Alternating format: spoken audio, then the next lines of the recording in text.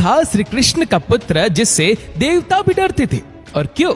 श्री कृष्ण के पुत्र की वजह से यदुवंशियों का विनाश हो गया था। एक ऐसा शक्तिशाली योद्धा जो भगवान श्री कृष्ण की तरह ही 16 कलाओं में महारत हासिल कर चुका था। वो इतना शक्तिशाली और बुद्धिमान था कि उसने छोटी सी उम्र में ही कई सारे असुरों और राजाओं को युद्ध में परास्त किया था। जब जब महाभारत का नाम लिया जाता है तो सबसे पहले भगवान श्री कृष्ण का नाम अवश्य लिया जाता है। भगवान कृष्ण जो स्वयं भगवान विष्णु के अवतार थे और यहाँ तक कि 16 कलाओं में महारत हासिल कर चुके थे। लेकिन एक ऐसा योद्धा भी था जो भगवान कृष्ण के जैसे ही 16 कलाओं में माहिर था और उनके जितना ही ताकतवर था। हम बात कर रहे हैं भगवान श्री कृष्ण के पुत्र साम की। तो चलिए जानते हैं कि आखिर साम कितना शक्तिशाली था और उसने किन किन राजाओं और साथ ही असुरों को हराया था। भगवान श्री कृष्ण की 8 पटरानियां थी और उनमें से एक थी जामवंती, जिनके पुत्र का नाम था साम। वहीं कृष्ण की अन्य सभी पत्नियों ने सुंदर बालकों को जन्म दिया था। वहीं दूसरी ओर जामवंती ने किसी भी बच्चे को जन्म नहीं दिया था। तो इस बात से दुखी जामवंती भगवान श्री कृष्ण के पास पहुंची और बोली, आपके सभी पत्नियों ने पुत्र और पुत्रियों को जन्म दिया है, लेकिन मैं क्यों अभागी रही? मैं आपसे एक पुत्र का अनुरोध करती हूँ। अपनी पत्नी का दुख देखकर भगवान श्री कृष्ण ने ऋषि उपमन्यु के आश्रम में गए और उनकी सलाह के अनुसार भगवान शिव को प्रसन्न करने के लिए तपस्या करने लगे। 6 महीने बाद भगवान शिव प्रसन्न हुए। भगवान कृष्ण ने पुत्र प्राप्ति की कामना की और मनोकामना मांगी। कृष्ण चाहते थे कि उनका पुत्र साम बिल्कुल शिव जैसा हो। जैसा कि हम सब जानते हैं कि भगवान शिव का मुख्य कार्य विनाश करना है। जल्द ही जामवंती को एक बेटा पैदा हो, क्योंकि शिव के अर्धनारीश्वर रूप को साम भी कहा जाता है, इसीलिए जामवंती के पुत्र का नाम रखा गया। कहा जाता है कि सांब अपने पिता भगवान श्री कृष्ण के जैसे ही अत्यंत खूबसूरत था। उनकी खूबसूरती की दीवानी दुर्योधन की बेटी लक्ष्मणा भी हो गई थी।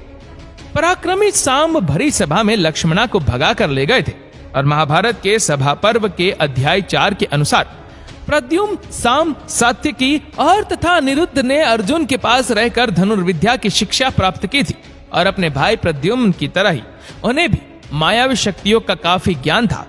वहीं बात की जाए साम के बल की, तो साम ने बालक अवस्था में ही शमरासुर की सेना को नष्ट भ्रष्ट कर दिया था। साम ने महाभारत के युद्ध में कितनी ही सेनाओं का संहार किया था। जब शाल्व ने अपनी विशाल सेना सहित द्वारिका पर आक्रमण किया तो उस समय भगवान श्री कृष्ण द्वारिका में नहीं थी। तब साम ने शाल्व के मंत्री और सेनापति सबको युद्ध में परास्त किया था। कहा जाता है कि साम का जन्म ही द्वारिका के अंत के लिए हुआ था और ये बात स्वयं भगवान श्री कृष्ण भी जानते थे।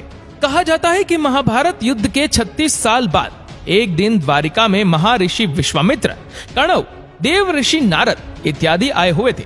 वहां कुछ नवयुवक उनके साथ मजाक करने लगे।